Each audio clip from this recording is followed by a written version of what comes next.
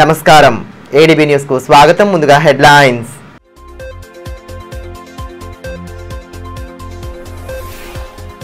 ప్రజా ఫిర్యాదుల పరిష్కారానికి సత్వర చర్యలు. ప్రజావాణి విభాగంలో పాల్గొన్న పాలనాధికారి రాజశేష వినతులు స్వీకరించి సంబంధిత అధికారులకు విస్తృత సూచనలు చేసిన కలెక్టర్.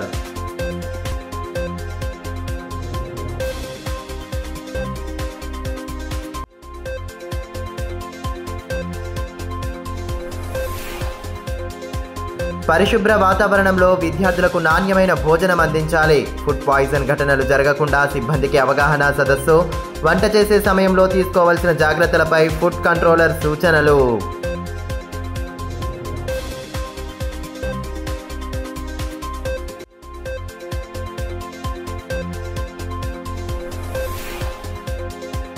ఆశాలకు పెండింగ్ బిల్లులు చెల్లించిన తర్వాతనే కొత్త సర్వేలు. సమస్యలను పరిష్కరించాలని డిమాండ్ చేస్తూ సిఐటియు ఆందోళన. కలెక్టరేట్ ఎదుట ధర్నా నిర్వహించి డిమాండ్లను వెల్లడించిన నేతలు.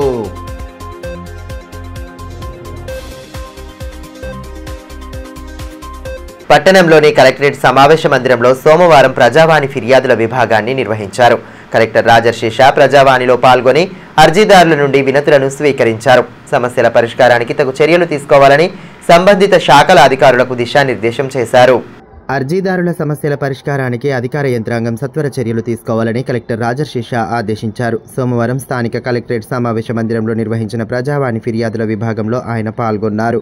ఈ సందర్భంగా జిల్లా నలుమూలల నుండి వచ్చిన ప్రజలు తమ సమస్యలను వినతుల రూపంలో కలెక్టర్కు అందజేశారు. సమస్యలను సావధానంగా ఆలకించిన కలెక్టర్ వాటి పరిష్కారానికి తీసుకోవాల్సిన చర్యలపై సంబంధిత శాఖల అధికారులకు విస్తృత సూచనలు చేశారు. ప్రజావాణి విభాగంలో 70 దరఖాస్తులను స్వీకరించారు. కార్యక్రమంలో అదనపు కలెక్టర్ శ్యామలాదేవి, ఆర్డీఓ వినోద్ కుమార్ తదితరులు పాల్గొన్నారు. ఈ మేరకు కలెక్టర్ రాజశేష మాట్లాడుతూ అర్జీదారులు నమ్మకంతో ఇచ్చే వినతుల పరిష్కారానికి అధికార యంత్రాంగం తగు చర్యలు తీసుకోవాలన్నారు. అర్జీలను పెండింగ్లో ఉంచకుండా ఎప్పటికప్పుడు వాటిని పరిష్కరించే దిశగా కృషి చేయాలని సూచించారు.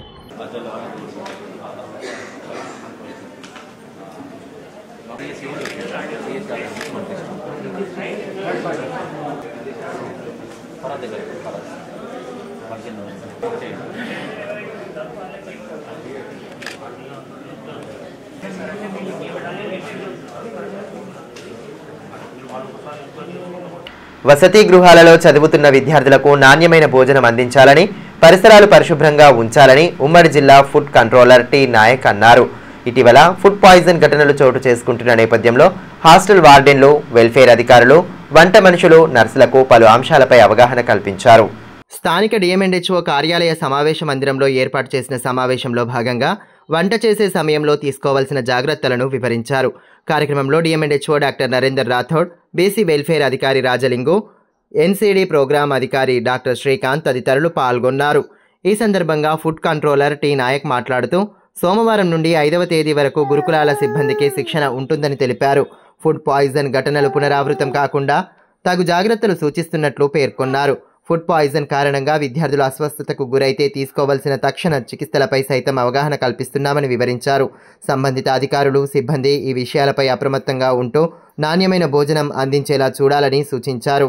ఫుడ్ పాయిజనింగ్ ఎలా అవుతుంది, ఏ పార్టికులర్తో అవుతుంది, ఏ విధంగా చేసుకోవాలని చేసి అసిస్టెంట్ ఫుడ్ కంట్రోల్ ఆఫీసర్ గారు చెప్పడం జరిగింది.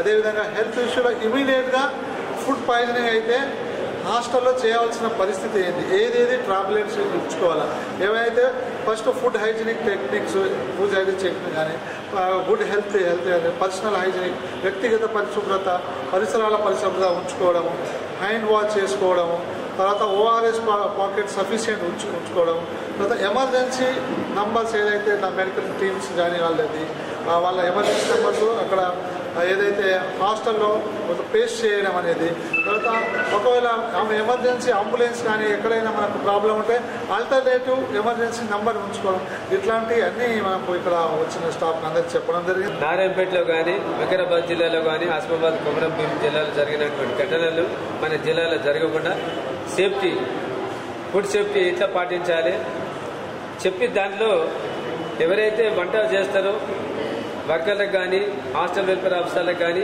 సలహాలు, సూచనలు ఇచ్చి ఎటువంటి ఇన్సిడెంట్ జరగకుండా చూడాల్సిన బాధ్యత మనపై ఉందని చెప్పి జిల్లా కలెక్టర్ గారు ఆదేశాలు ఇవ్వడం జరిగింది. దాంట్లో భాగంగానే ఈ రోజు నుంచి 2వ తారీఖు నుంచి 5వ తారీఖు వరకు మన ప్రతి ఒక్క డిపార్ట్మెంట్ వెల్ఫేర్ డిపార్ట్మెంట్స్ ఆఫీసర్స్తో మెడికల్ డిపార్ట్మెంట్ డిఎంఎన్హెచ్ఓ గారితో కోఆర్డినేట్ చేసుకొని 5వ తారీఖు వరకు 2 సెషన్లుగా education department plus minority welfare department social welfare MJP BC welfare అన్ని హాస్టల్స్ తర్వాత ట్రైనింగ్ ఇవ్వడం జరుగుతుంది.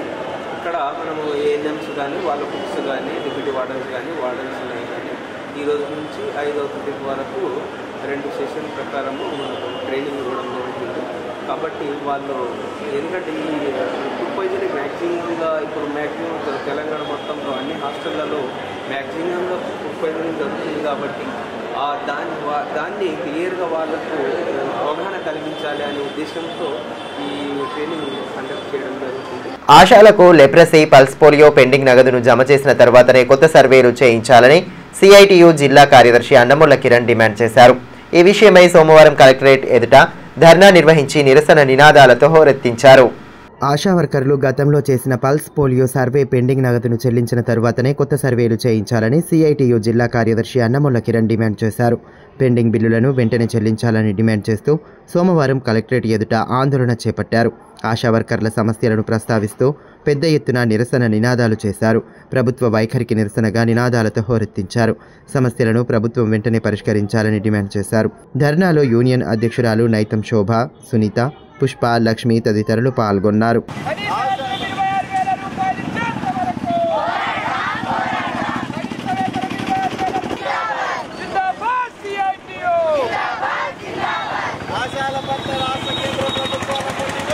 ఈ సందర్భంగా సిఐటియు జిల్లా కార్యదర్శి అన్నముల కిరణ్ మాట్లాడుతూ లెప్రసీ సర్వే కోసం ఆశా వర్కర్లకు శిక్షణ అందిస్తున్నారని, సోమవారం నుండి సర్వే నిర్వహించాలని ఆదేశాలు ఉన్నాయని పేర్కొన్నారు. గతంలో చేపట్టిన లెప్రసీ, పల్స్ పోలియో పెండింగ్ నగదును చెల్లించిన తర్వాతనే సర్వేలు చేయించాలని డిమాండ్ చేశారు. సమస్యలు పరిష్కారం కాని పక్షంలో యూనియన్ తరపున ఉధృత ఆందోళనలు చేపడతామని హెచ్చరించారు.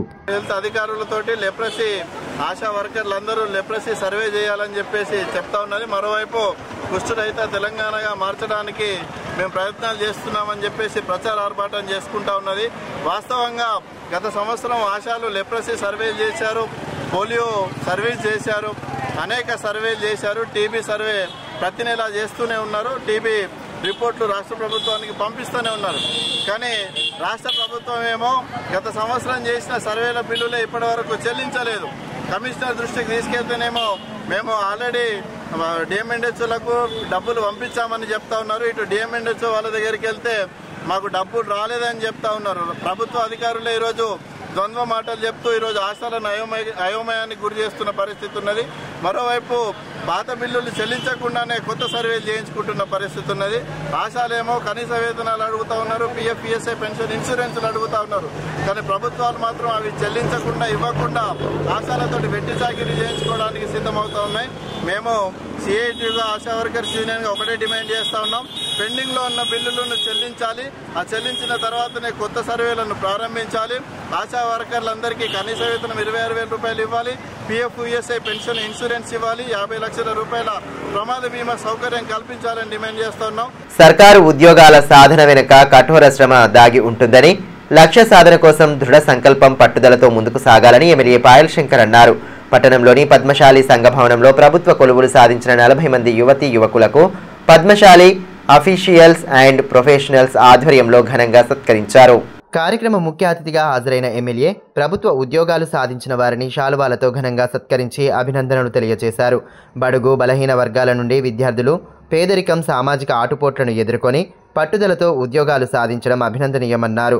తాను కూడా పేదరికంతో అనేక ఇబ్బందులు పడ్డానని, 3 సార్లు ఎన్నికల్లో ఓటమి చవిచూసినా వెనుతిరిగి చూడకుండా ముందుకు వెళ్లడం వల్ల ఎమ్మెల్యే స్థాయికి ఎదిగానని అన్నారు. పద్మశాలీల సమస్యలకు ప్రజా గొంతుకగా మారి శాయశక్తులా తన వంతు కృషి చేస్తానని అన్నారు. కార్యక్రమంలో పోపా జిల్లా అధ్యక్షులు బేత రమేష్, నాయకులు శివకుమార్, లచ్చిరామ్, చంద్రమోహన్, బొమ్మకంటి రమేష్, చిలక విలాస్ తదితరులు పాల్గొన్నారు.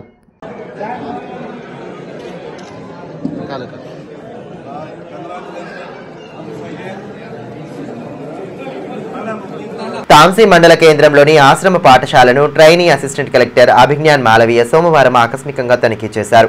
పాఠశాలలో విద్యార్థులకు అందిస్తున్న భోజనాన్ని పరిశీలించి స్వయంగా వారితో కలిసి భోజనం చేశారు. అనంతరం అధికారులు సిబ్బందికి విస్తృత సూచనలు చేశారు. ప్రభుత్వ విద్యా సంస్థల్లో విద్యార్థులకు నాణ్యమైన భోజనం అందించాలని trainee assistant collector Abhigyan Malaviya అన్నారు. సోమవారం తాంసీలోని ఆశ్రమ పాఠశాలను ఆయన ఆకస్మికంగా తనిఖీ చేశారు. వంటగదిని పరిశీలించి మెనూ ప్రకారం భోజనం పెడుతున్నారా లేదా అని ఆరా తీశారు. అనంతరం విద్యార్థులతో కలిసి భోజనం చేశారు. విద్యార్థులకు నాణ్యమైన భోజనం అందించాలని, వంటగది పరిసరాలను ఎప్పటికప్పుడు పరిశుభ్రంగా ఉంచాలని ఆదేశించారు. వారికి ఎటువంటి ఇబ్బంది తలెత్తకుండా అన్ని చర్యలు తీసుకోవాలని సూచించారు. కార్యక్రమంలో naib tahsildar Jadhav Ganesh, RI Santosh, junior assistant Raghavendra, warden Harish తదితరులు పాల్గొన్నారు.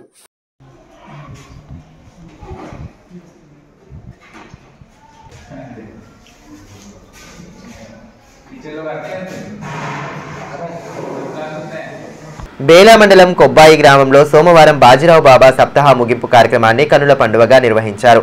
ఈ సందర్భంగా గ్రామంలో చేపట్టిన శోభాయాత్ర, పల్లకి ఊరేగింపులో భక్తులు పెద్ద సంఖ్యలో పాల్గొనడంతో ఆధ్యాత్మిక శోభ నెలకొంది. సద్గురు బ్రహ్మలీన్ బాజీరావు బాబా సప్తాహ ముగింపు వేడుకలను బేలా మండలంలోని కొబ్బాయి గ్రామంలో సోమవారం ఘనంగా నిర్వహించారు.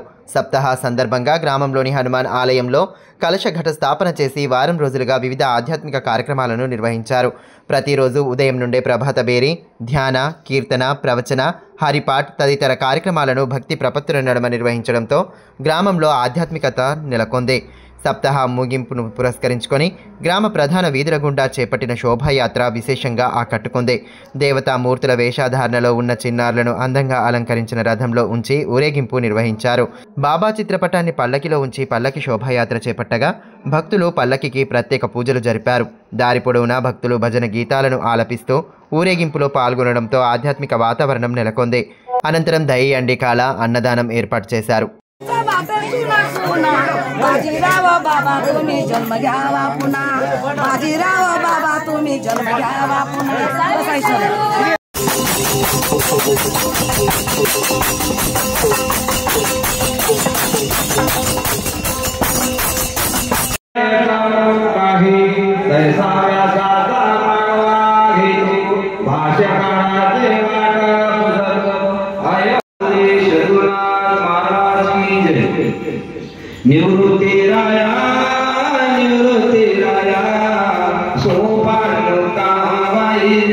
ఈ మేరకు భక్తుడు మనోజ్ మాట్లాడుతూ గ్రామంలో ప్రతి ఏటా బాజీరావు బాబా సప్తాహ వేడుకలను కనుల పండువగా నిర్వహిస్తున్నట్లు తెలిపారు.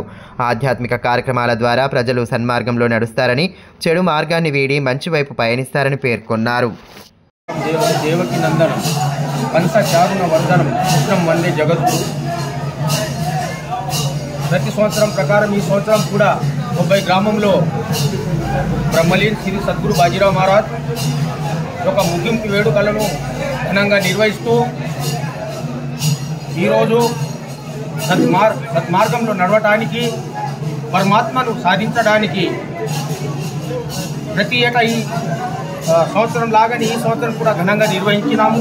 జీవో నంబర్ 81-85 ప్రకారం వీఆర్ఏ వారసులకు నియామక ఉత్తర్వులు ఇవ్వాలని వీఆర్ఏ జేఏసీ అధ్యక్షులు సంతోష్ డిమాండ్ చేశారు. ఈ విషయమై కలెక్టర్ కార్యాలయం ఎదుట సోమవారం ధర్నా నిర్వహించారు. జీవోను అమలు చేస్తూ వెంటనే నియామక ఉత్తర్వులు అందించాలని కోరుతూ నినాదాలు చేశారు. ధర్నాలో నాయకులు సల్మాన్, శ్రీనివాస్, రమేష్, పొచ్చన్న, ప్రియా, మమత తదితరులు పాల్గొన్నారు. ఈ సందర్భంగా జేఏసీ అధ్యక్షులు సంతోష్ మాట్లాడుతూ 61 సంవత్సరాలు దాటిన వీఆర్ఏ వాసులకు ఉద్యోగ నియామకం కోసం జీవో వచ్చిందని, దానిపై స్టే ఉండడంతో నియామకాలు జరగలేదన్నారు. హైకోర్టులో స్టే ఎత్తివేసిన నేపథ్యంలో వెంటనే జీవో ప్రకారం నియామక ఉత్తర్వులు అందించాలన్నారు. వారసుల సంఘానికి అధ్యక్షుడిని. గత ప్రభుత్వం ఏదైతే ఉందో కేసీఆర్ గారి ప్రభుత్వం వీఆర్ఏ వారసులకు ఉద్యోగాలు ఇస్తామని చెప్పి 81-85 జీవోని రిలీజ్ చేయడం జరిగింది. ఆ జీవోని ఫలితంగా రాష్ట్ర వ్యాప్తంగా ఉన్న 20,500 మందిలో కేవలం 16,700 మందికి పే స్కేలు, తర్వాత ప్రమోషన్స్ ఇచ్చి వాళ్ళని వివిధ డిపార్ట్మెంట్లలో జూనియర్ అసిస్టెంట్లుగా, రికార్డ్ అసిస్టెంట్లుగా, ఆఫీస్ సబార్డినేట్లుగా వారిని నియమించడం జరిగింది. వారికి రెగ్యులర్గా వారి ఉద్యోగాలు చేసుకుంటూ వస్తున్నారు. మిగిలిన ఎవరైతే ఉన్నారో 61 ఇయర్స్ పై వారసులు కానివ్వండి, వీఆర్ఎల్ కానివ్వండి, వీళ్ళకి ఇంకా ప్రమోషన్స్ అనేది, పే స్కేల్స్ అనేది రావాల్సి ఉంది. స్టే ఉన్న కారణంగా ఒక 3 నెలల దీన్ని స్టే ఆపడం జరిగింది. తర్వాత గవర్నమెంట్ మారడం, కొత్త గవర్నమెంట్ రావడం వల్ల మాకు ఈ 16 నెలల కాలం అనేది వృధాగా జరిగిపోయింది.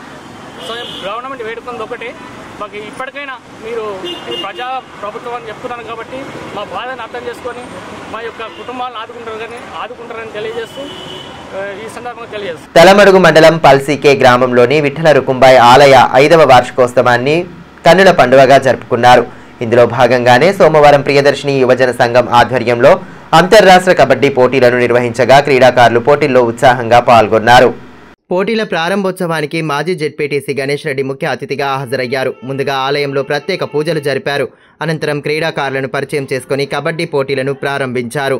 కార్యక్రమంలో గ్రామ పటేల్ నైతం రాము, కాంగ్రెస్ పార్టీ కన్వీనర్ కళ్యాణం రాజేశ్వర్, మాజీ ఎంపీటీసీ వెంకన్న, ప్రియదర్శిని యూత్ సభ్యులు సలాం రఘునాథ్, నైతం దాదేరావు, సలాం పురుషోత్తం, కృష్ణ తదితరులు పాల్గొన్నారు.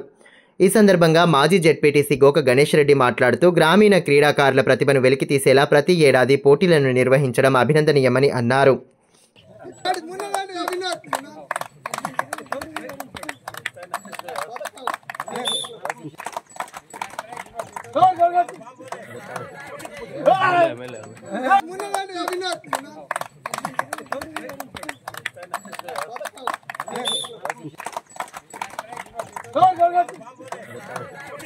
బంగ్లాదేశ్లో హిందూ దేవాలయాలు హిందువులపై జరుగుతున్న దాడులను ప్రతి ఒక్కరూ ఖండించాలని సనాతన హిందూ ఉత్సవ సమితి అధ్యక్షులు ప్రమోద్ కుమార్ ఖత్రి అన్నారు. ఈ విషయమై సమితి ఆధ్వర్యంలో సోమవారం జిల్లా కలెక్టర్ రాజర్షిషాను కలిసి వినతి పత్రం అందజేశారు. బంగ్లాదేశ్లో హిందువులను ఆదుకోవాలని కోరుతూ వినతి పత్రం అందజేశారు. కార్యక్రమంలో సమితి ప్రధాన కార్యదర్శి గోడం మాధవ్, సూర్యకాంత్, కందుల రవీందర్, మాదస్తు సంతోష్, కిషన్, మహిపాల్, సుభాష్ తదితరులు పాల్గొన్నారు. ఈ సందర్భంగా ప్రమోద్ కుమార్ ఖత్రి మాట్లాడుతూ బంగ్లాదేశ్లో వరుసగా హిందువులపై దాడులు జరగడం ఆందోళనకరమని అన్నారు.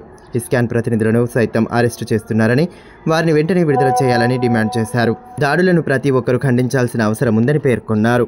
గత కొన్ని రోజులుగా ఏదైతే బంగ్లాదేశ్లో జరుగుతున్న అరాచకాలు, మన హిందువులైన మైనార్టీస్ పైన ఈ బంగ్లాదేశ్ వాళ్ళు మన దేవాలయాల పైన, మన భక్తుల పైన చాలా హింసించి చాలా క్రూరంగా చేస్తున్నారు.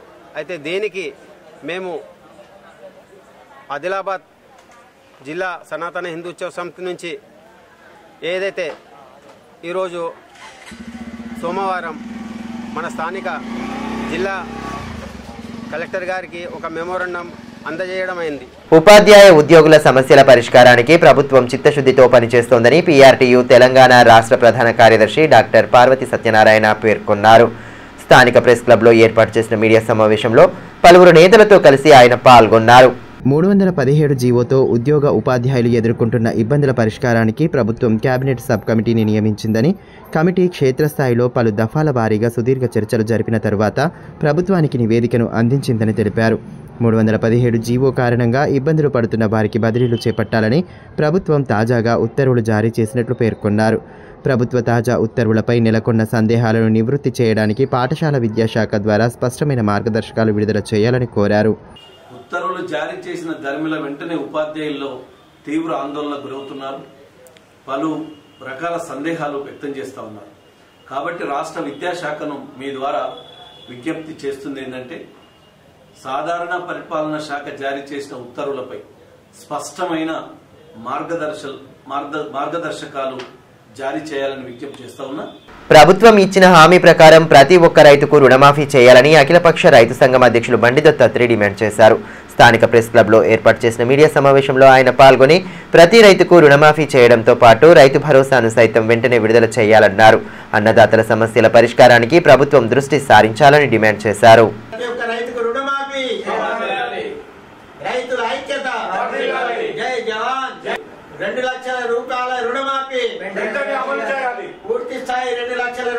ప్రతి రైతు అప్పున్నటువంటి ప్రతి రైతు డిసెంబర్ 9, 2023 వరకు డ్యూ ఉన్నటువంటి రైతులందరికీ రుణమాఫీ చేస్తారని హామీ ఇవ్వడం జరిగింది.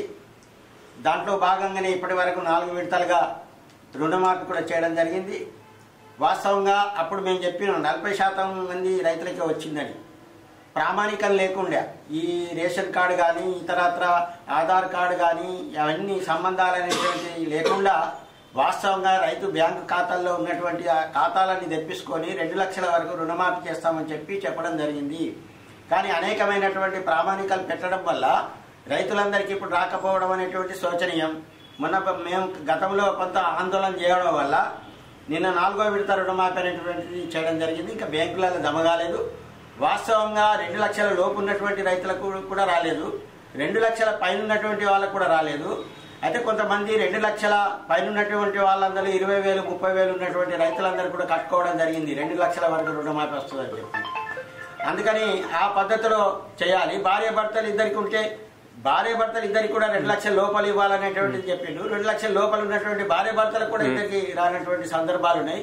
ఆదిలాబాద్ జిల్లాలో 90,000 రైతులకు వస్తుందని చెప్పి ఆశించినటువంటిది 55,000 రావడం జరిగింది. ఇంకా 35,000 అంటే రాష్ట్ర వ్యాప్తంగా 60% వచ్చినట్టే మన జిల్లాలో కూడా 60% రైతులకు వచ్చింది. ఇంకా 40% మందికి రైతులకు రాలేదు. నిన్న చెప్తున్నటువంటి మాటలు ఏంటి అంటే 100% మేము రుణమాఫీ విముక్తులు చేసినామని చెప్పడం జరిగింది. అది సరైనది కాదు. వాస్తవ లెక్కల్ని మీరు పరిశీలన చేయాలా, బ్యాంకులలో ఖాతాలలో ఉన్నటువంటి వాళ్ళందరినీ కూడా పరిశీలన చేయాలా.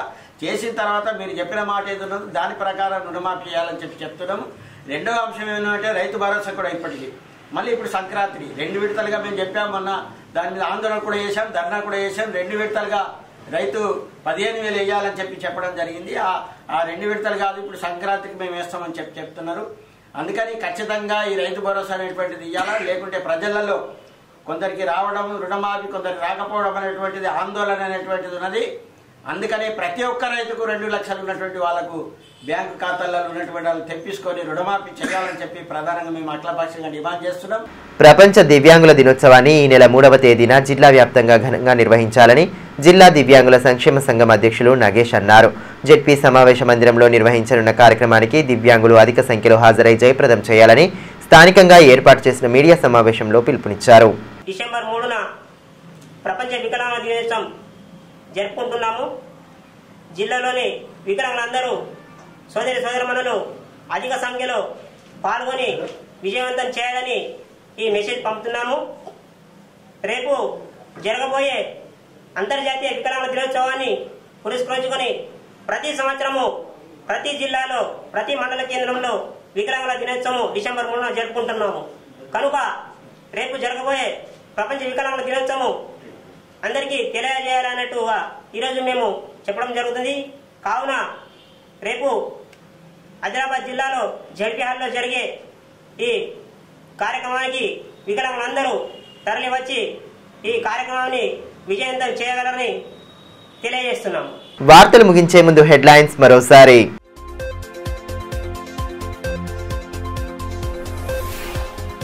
ప్రజా ఫిర్యాదుల పరిష్కారానికి సత్వర చర్యలు. ప్రజావాణి విభాగంలో పాల్గొన్న పాలనాధికారి రాజశేష వినతులు స్వీకరించి సంబంధిత అధికారులకు విస్తృత సూచనలు చేసిన కలెక్టర్.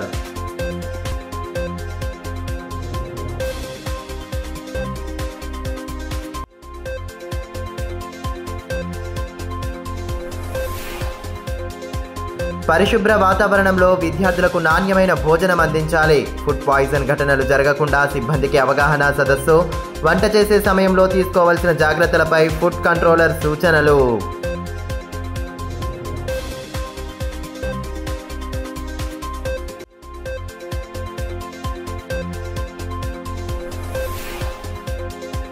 ఆశాలకు పెండింగ్ బిల్లులు చెల్లించిన తర్వాతనే కొత్త సర్వేలు. సమస్యలను పరిష్కరించాలని డిమాండ్ చేస్తూ సిఐటియు ఆందోళన.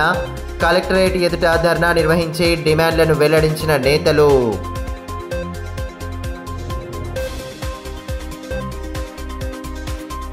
ఈ వార్తలు ఇంతటితో సమాప్తం. తిరిగి ప్రసారమయ్యే మరో బులెటిన్లో మళ్ళీ కలుసుకుందాం. అంతవరకు సెలవు. నమస్కారం.